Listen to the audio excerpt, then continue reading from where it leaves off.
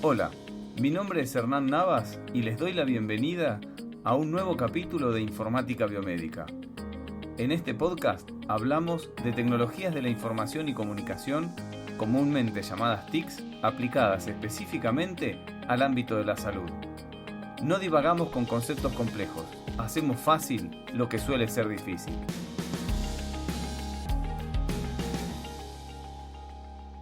En este podcast vamos a hablar del trabajo por procesos.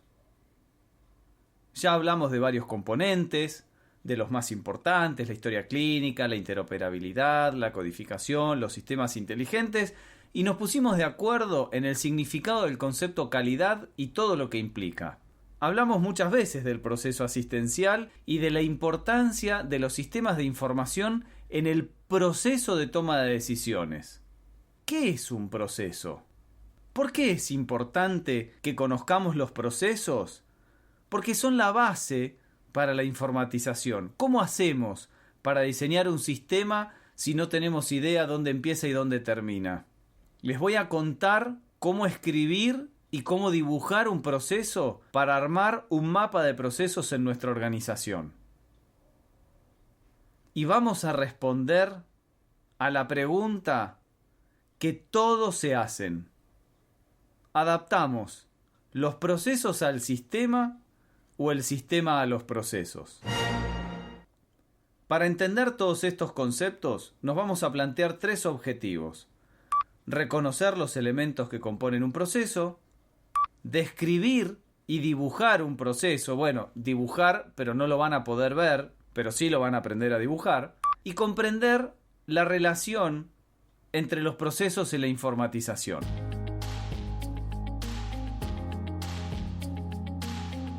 Hablemos del proceso asistencial. El acto asistencial es el punto de partida de la informatización de una organización de salud, así como el monolito de la Plaza Mariano Moreno, que está cercana al Congreso de la Nación, es el kilómetro cero de todas las rutas nacionales. Cada vez que un paciente entre en contacto con un profesional de salud, se pondrá en marcha toda la maquinaria del sistema de información.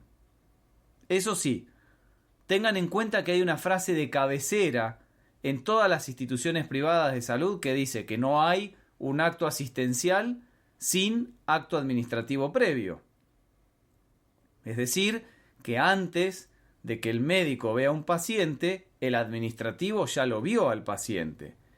Y atentos, porque esto también es válido para las organizaciones públicas.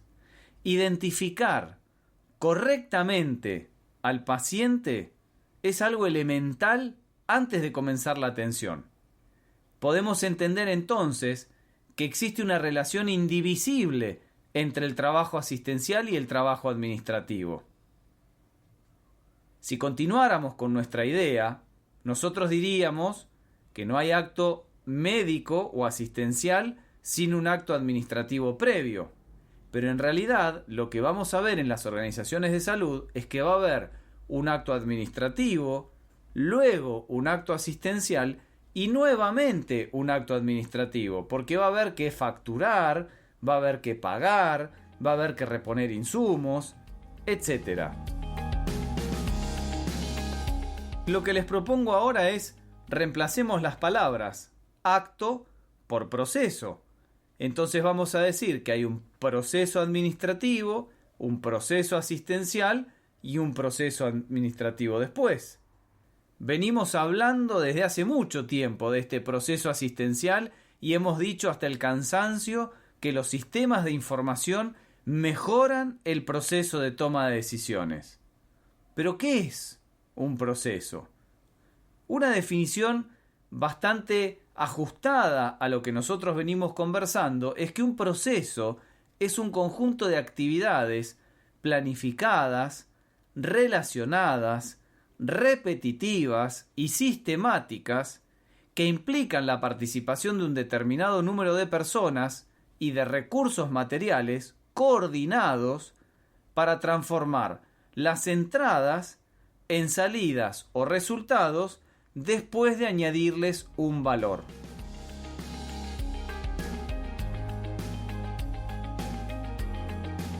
todos los procesos van a tener las mismas características.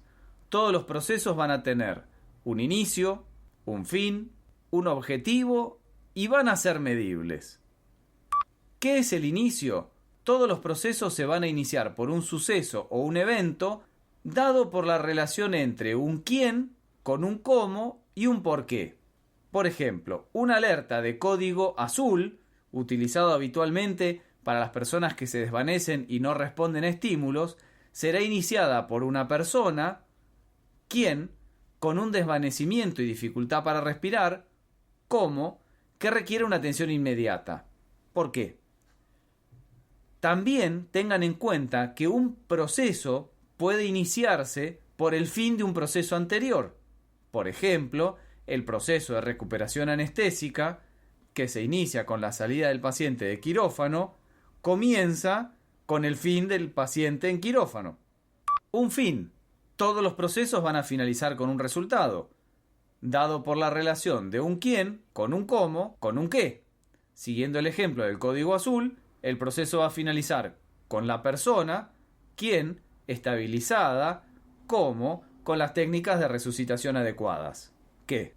Todos los procesos, dijimos, van a tener un objetivo, va a identificar la intención y finalidad del proceso hacia la cual deben dirigirse todos los recursos y los esfuerzos. Por ejemplo, en el caso que estábamos viendo, iniciar las maniobras de resucitación avanzadas en el menor tiempo posible frente a una alerta de código azul para revertir un paro cardíaco. Y la última característica que tienen todos los procesos es que tienen que ser medibles, tienen que poder ser evaluados empleando factores conmensurables llamados indicadores de procesos. Ahora, ¿estamos hablando de un proceso o de un procedimiento? Es importante no confundir proceso con procedimiento. Dijimos que el proceso es una secuencia de tareas que se llevan a cabo una detrás de otra con un determinado fin. Palabras más, palabras menos. En cambio, un procedimiento es la descripción detallada de cómo se debe llevar a cabo el proceso. El proceso de código azul tendrá un documento sobre el procedimiento de código azul donde va a detallar todas las actividades que tienen que llevar a cabo cada uno de los actores y sus responsabilidades. ¿Existe un solo tipo de proceso o hay diferentes tipos de procesos?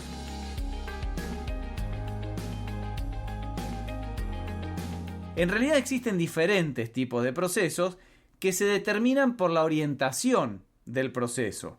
Básicamente existen tres tipos de procesos: los procesos operativos o principales, los procesos de apoyo o de soporte y los procesos estratégicos o de conducción. Los procesos operativos o principales son los que buscan satisfacer los requisitos del paciente o del cliente o las exigencias del mercado. También se los llama procesos de desempeño, procesos de realización, procesos fundamentales o procesos clave. Son los que están orientados a la generación directa de valor a la organización. Ejemplo típico es el proceso de atención del paciente, que uno podría dividirlo en proceso de atención de un paciente ambulatorio, proceso de atención de un paciente internado, proceso de atención de un paciente quirúrgico, proceso de atención de un paciente de emergencias, etc. Los procesos de apoyo o de soporte, que también se los puede llamar complementarios o secundarios, son los que van a permitir que los procesos operativos o principales se ejecuten. O sea que sus requisitos de entrada van a ser las necesidades de esos procesos principales. Por lo tanto, no van a estar destinados a la generación de valor. Ejemplo de este tipo de procesos, un montón. Procesos de lavandería, el proceso de recolección de desecho patológico, los procesos de limpieza de quirófano, el proceso de ingreso de pacientes en ambulancia, el proceso de transporte de pacientes. Y el tercer tipo de procesos dijimos que eran los procesos estratégicos o de conducción. Estos procesos tienen por tarea dirigir a la organización. Son definidos por los niveles jerárquicos más altos, de gerente como mínimo hasta director. Los procesos que permiten definir la estrategia son genéricos y comunes a la mayor parte de las organizaciones. el marketing estratégico, los estudios de mercado, planificación y seguimiento de objetivos. Sin embargo, los procesos que permiten desplegar la estrategia son muy diversos dependiendo precisamente de la estrategia adoptada.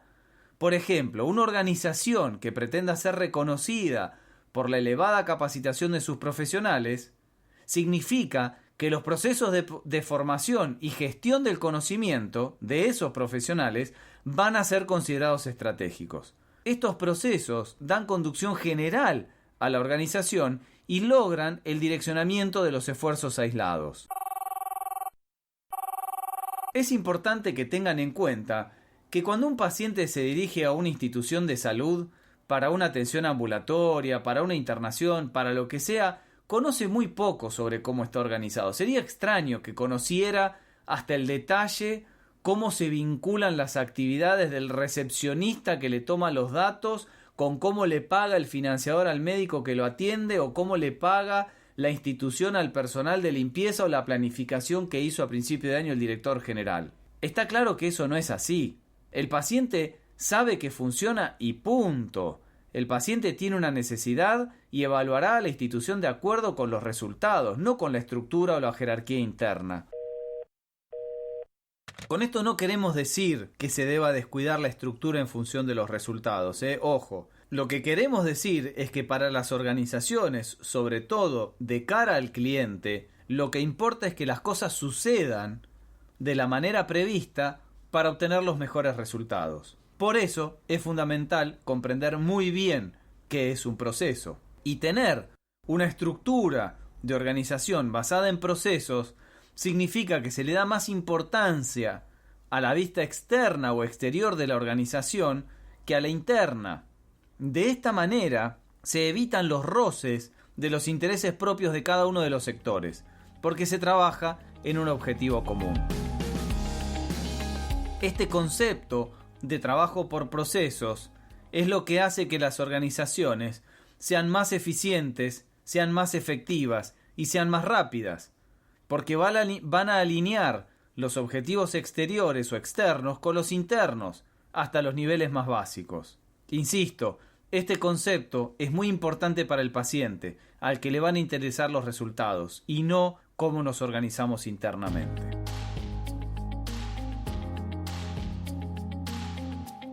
Para comenzar a trabajar en un proceso, es fundamental identificar cuáles son sus límites, es decir, desde dónde hasta dónde va.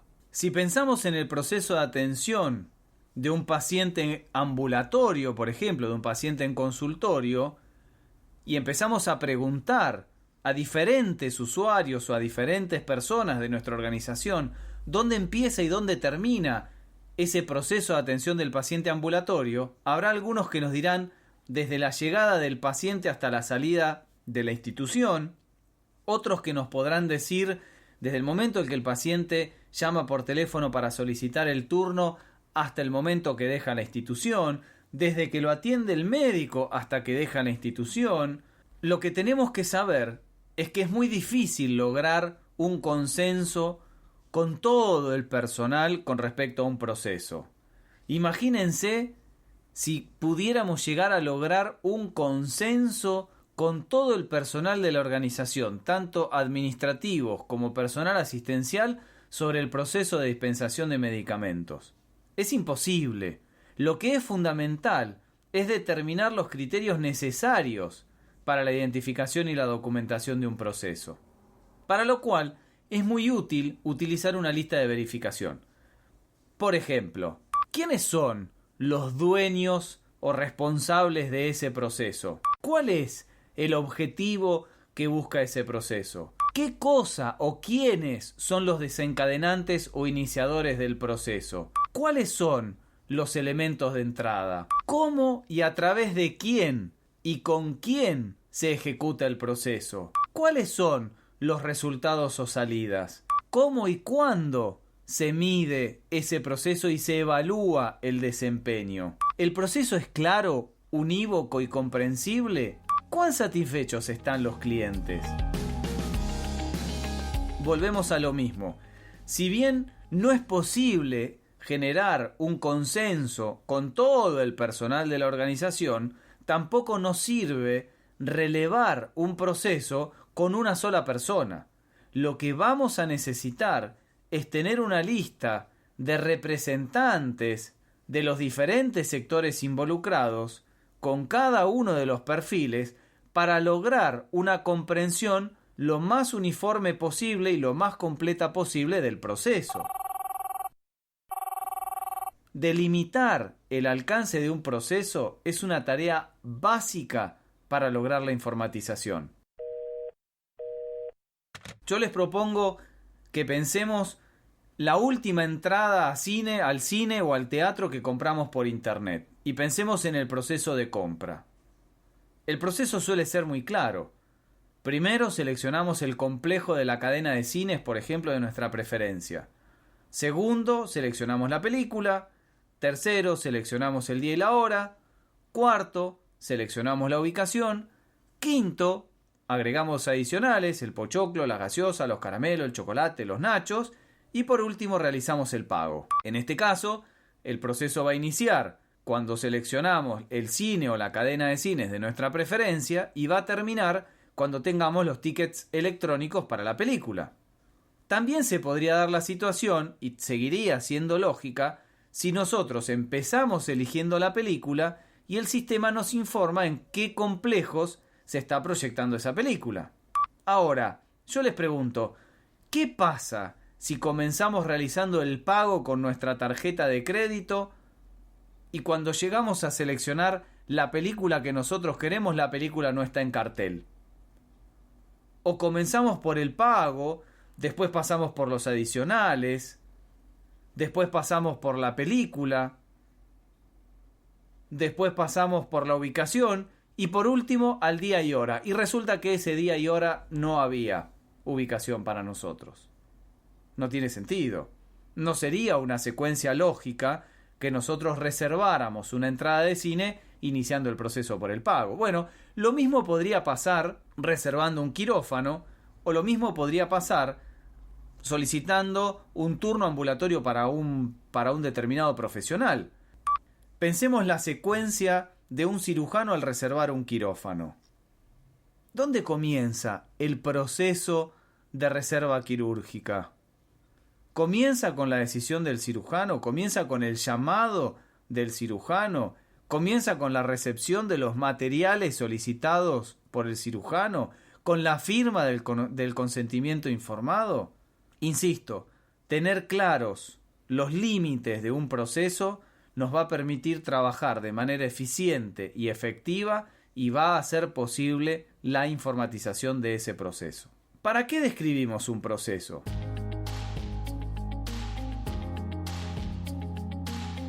Bueno, es una manera de documentar cuáles son los pasos que se deben seguir desde la entrada hasta la salida, los resultados esperados y las personas involucradas.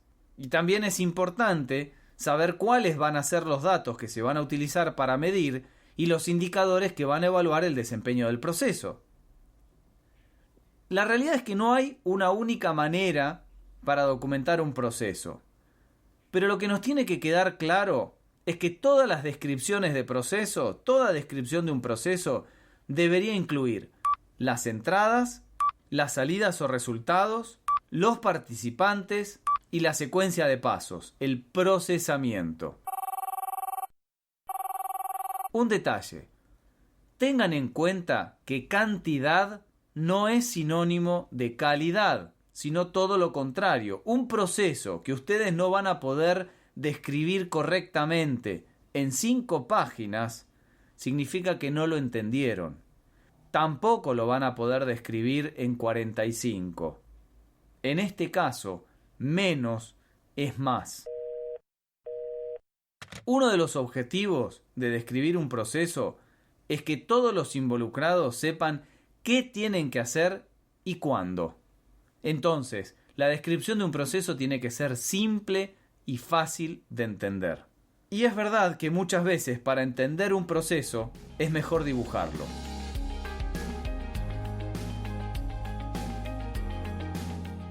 Y para dibujarlo, lo que le vamos a sugerir es que ustedes sigan estos 5 pasos sencillos. Lo primero que van a hacer es definir cuáles son los componentes del proceso. Tienen que definir cuál es la entrada, todos los documentos, información, tablas, materiales, todo lo que se va a utilizar durante el procesamiento y va a ser transformado en una salida. El otro componente es el procesamiento, son todas las acciones que a través de diferentes herramientas o técnicas se van a aplicar a esas entradas que ustedes definieron originalmente para transformarlas en salidas. Y el último componente es la salida, o sea, el resultado del procesamiento que va a poder ser un documento, información, tabla, producto, servicio o lo que sea.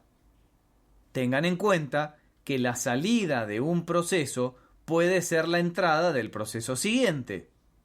Es por eso por lo que se forma una secuencia de procesamientos que se pueden dibujar en un diagrama de flujo, también llamado flujo de procesos.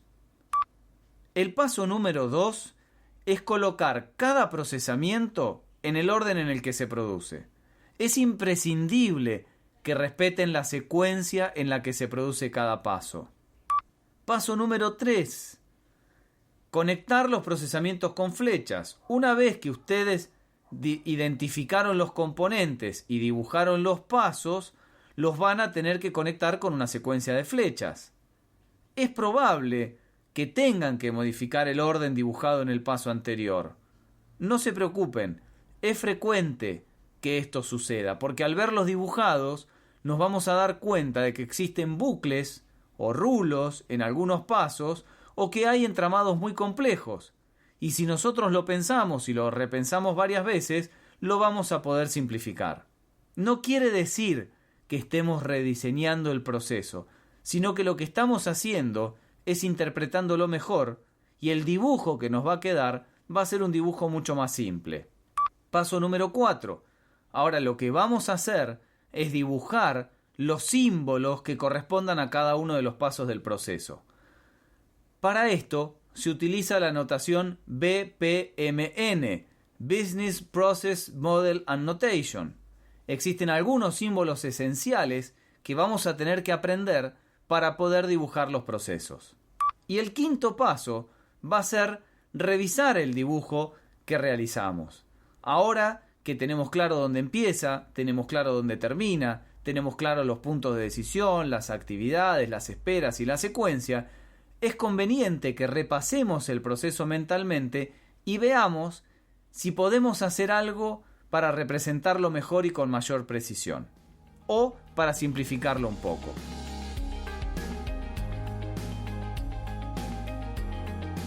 ¿Qué hacemos si un proceso, que es difícil, o mejor dicho, un paso del proceso, no agrega valor?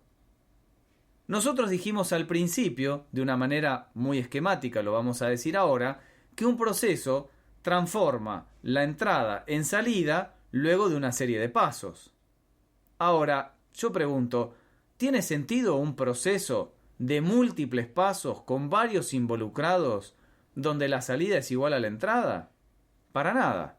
Esos procesos no agregan valor a la organización, por lo tanto, hay que erradicarlos. Perdemos tiempo y perdemos dinero. Lo cierto es que no es habitual encontrar procesos completos que no agreguen valor. Lo más común es encontrar pasos dentro de un proceso que no agregan valor. Tengan en cuenta que cada paso tiene que aportar en alguna medida a la transformación de la entrada en la salida. Si no lo hace, si no hace ningún aporte, ese paso se puede eliminar. Es muy común que las organizaciones trabajen con la inercia de años de experiencia. Lo que sucede es que los años pueden haber transformado la organización. ¿Por qué? Porque se puede haber informatizado un proceso o una parte de un proceso, pero los empleados continúan trabajando como si estuvieran en papel. Las personas siguen ocupadas, y a veces demasiado, realizando tareas que no aportan valor al proceso. Entonces, estas situaciones tienen que ser detectadas y corregidas. Tenemos que eliminar los procesos o los pasos innecesarios que tiene un proceso si pretendemos una organización eficiente en el uso de recursos y plenamente informatizada. Cambiar un proceso en un papel es simple. Cambiar un proceso en una organización es un capítulo aparte. ¿Qué es un mapa de procesos? Bueno, ya dijimos que la salida de un proceso puede ser la entrada del que le sigue, pero también se puede dar la situación de un proceso que interacciona con otro, tal como los medicamentos interactúan en el cuerpo humano, y las interacciones están definidas y van a ser necesarias para el cumplimiento de los objetivos. Con lo cual, tenemos que tener en cuenta que si los procesos interactúan entre sí, cualquier cambio en un proceso puede tener impacto en otros y no ser necesariamente positivo. Es por eso que al momento de modificar cualquier proceso tenemos que analizar muy bien sus relaciones e interacciones. Una forma simple de visualizar este complejo entramado de procesos es precisamente mediante el mapa de procesos de una organización. En el mapa de procesos se ve claramente la estructura operativa de una organización.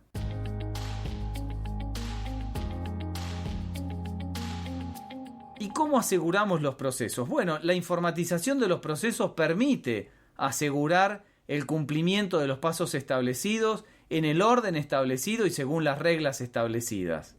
Además, la definición de métricas nos va a permitir detectar rápidamente cualquier desvío o alteración en un proceso sin necesidad de grandes esfuerzos. Es por esto que un buen análisis y una clara representación de un proceso va a favorecer su informatización. Y la informatización nos va a asegurar el cumplimiento y la detección de los desvíos. El proceso de traslado de un paciente desde su cama al quirófano, por ejemplo, es un proceso simple. Ahora, ¿qué pasa si la solicitud se realiza telefónicamente y quien lo solicita lo pide por número de cama? Se puede cometer un error. En cambio, si el proceso está informatizado y la solicitud se realiza a través de nuestro sistema de información, no habría posibilidad de error, porque quien solicita va a solicitar visualizando todos los datos de identificación del paciente. Y si además utilizáramos un sistema de pulseras impresas para el paciente que nos permite identificar el paciente, el camillero, además de confirmar verbalmente el nombre del paciente, podría verificar con un lector que el código de la pulsera se corresponde con el paciente que él debe trasladar hacia quirófano. De esta manera, tendríamos un proceso seguro que no nos permitiría equivocarnos de paciente. Y ahora pasemos a la pregunta que todos se hacen y que es muy fácil, pero realmente muy fácil de responder desde la teoría.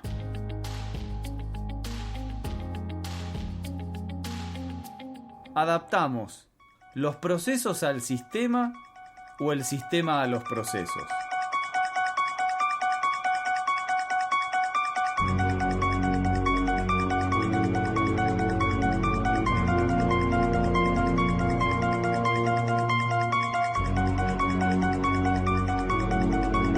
Parece un juego de palabras, pero tiene un desafío bastante grande. Si van a buscar a cualquier manual de ingeniería de sistemas y leen las buenas prácticas, hay unanimidad en la respuesta. El sistema se tiene que adaptar a los procesos. A nosotros nos gustaría invitarlos a pensar un poco y abrir la mente a diferentes situaciones para ver si en todos los casos llegamos a la misma conclusión. Porque insistimos, todos los libros y las buenas prácticas de ingeniería de sistemas hablan del deber de los sistemas de adaptarse a los procesos. Veamos algunos casos prácticos a ver si seguimos pensando lo mismo. Escenario 1. Nuestros procesos están perfectamente estandarizados. tenemos procesos muy bien documentados, cumplen todos los requisitos de ser excelentes procesos, no tienen pasos innecesarios, los indicadores dan muestra de buenos resultados, el diseño está basado en estándares internacionales, tenemos un proceso de mejora continua donde analizamos constantemente los indicadores de los procesos y los ajustamos o modificamos en caso de ser necesarios. Es decir, que además están actualizados hasta los últimos cambios producidos en la organización.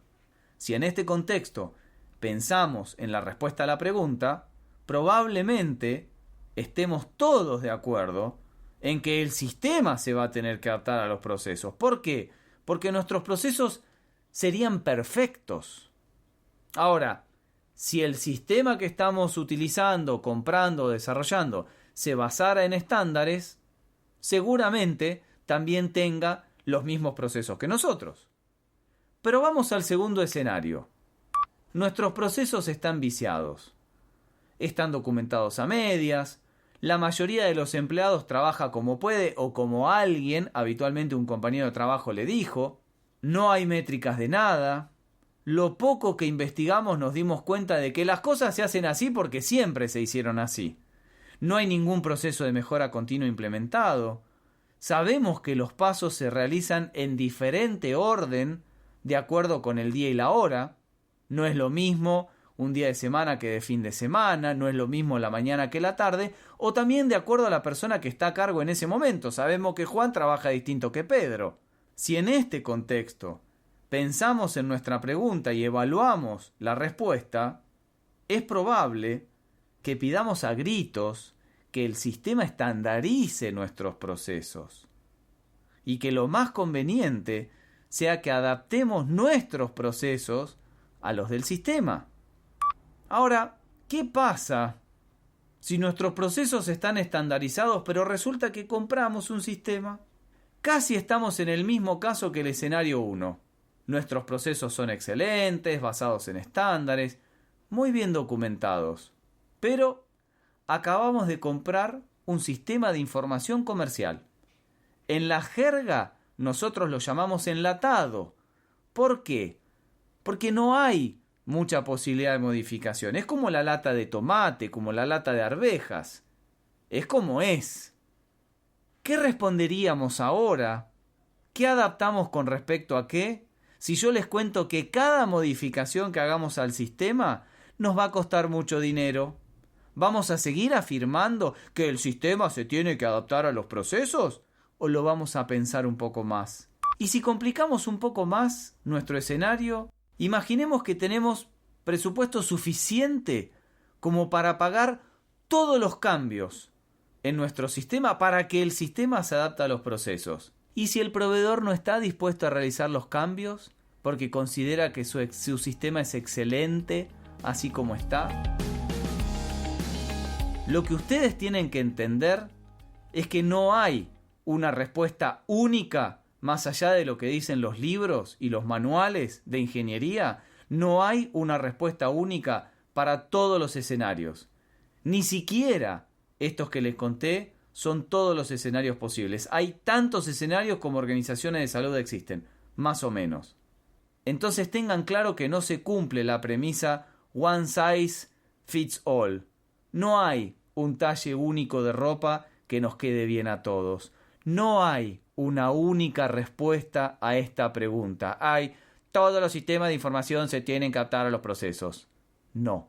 Existen muchísimas variables para tener en cuenta antes de tomar la decisión de adaptar o modificar un proceso o de adaptar o modificar un sistema de información. Y el último detalle que les voy a contar, que lo vamos a ampliar más adelante, es que nunca, jamás tienen que utilizar la implementación de un sistema de información como excusa para corregir un proceso. ¿Qué quiero decir? Si tienen procesos que están viciados, primero modifiquen los procesos, corrijan los procesos y que la gente empiece a trabajar mejor. Y después implementen el sistema de información.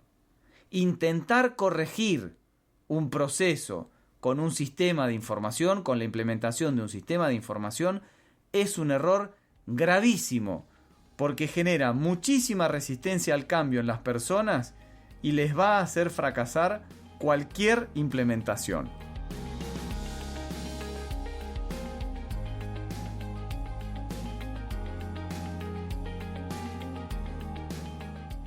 En este podcast hablamos sobre los procesos. Dijimos que el proceso asistencial se relaciona con procesos administrativos previos y posteriores. Dijimos que un proceso es un conjunto de actividades planificadas, relacionadas, repetitivas y sistemáticas que implican la participación de un determinado número de personas y de recursos materiales coordinados para transformar las entradas en salidas o en resultados después de añadirles un valor. Y dijimos que un proceso no es lo mismo que un procedimiento. Todos los procesos tienen un inicio, un fin, un objetivo y son medibles. Hablamos de los 3 tipos de procesos: los procesos operativos o principales, los procesos de apoyo o de soporte y los procesos estratégicos o de conducción.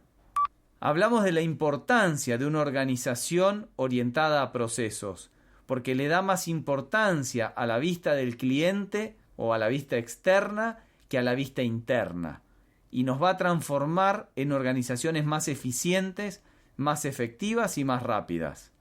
Hablamos también de la delimitación e identificación de un proceso. Es fundamental identificar cuáles son los límites. Es muy útil utilizar una lista de verificación y cotejar con la mayoría de los involucrados. Hablamos de cómo se debe describir un proceso, que es la columna vertebral de la documentación de la gestión. Va a tener las entradas, las salidas, los participantes y la secuencia de pasos. Hablamos de que cantidad no es igual que calidad. Y dijimos que hay 5 pasos para dibujar un proceso. 1. Definir los componentes. 2. Colocar cada paso en el orden en el que se produce. 3. Conectar los pasos con flechas. 4. Dibujar los símbolos correspondientes a cada paso. Y 5. Revisar el dibujo del diagrama de flujo. Los pasos que no agregan valor en un proceso deben ser erradicados. Cambiar un proceso en papel es simple, cambiar el proceso en una organización es un tema aparte. Dijimos que el mapa de procesos nos permite ver la estructura operativa de una empresa. Tiene y debe ser modificado a futuro y tiene y debe estar actualizado. La informatización de un proceso nos permite asegurar el cumplimiento de los pasos establecidos, en el orden establecido y según las reglas establecidas. Y por último, buscamos de responder a esta pregunta tan sencilla y tan fácil. ¿Tenemos que adaptar los procesos al sistema o los sistemas al proceso? Esta es la contradicción de nuestro podcast, porque en este caso, los libros lo simplifican más que nosotros. Los libros dicen una cosa y la respuesta que nosotros damos es otra. Nosotros, para responder a esta pregunta, la vamos a complicar y vamos a decir qué nos conviene, adaptar los procesos al sistema o los sistemas al proceso. Y nuestra respuesta será: depende. En el próximo podcast vamos a hablar de la gestión del cambio. ¿Cómo reaccionamos naturalmente frente a un cambio? ¿Es diferente en nuestra vida cotidiana que en nuestra vida laboral? ¿Es verdad que solo tenemos 5 emociones como en la película Intensamente? ¿Por qué no conviene dejar librado al azar este proceso? ¿Todos pasamos por las mismas emociones? ¿Somos verdaderamente todos iguales?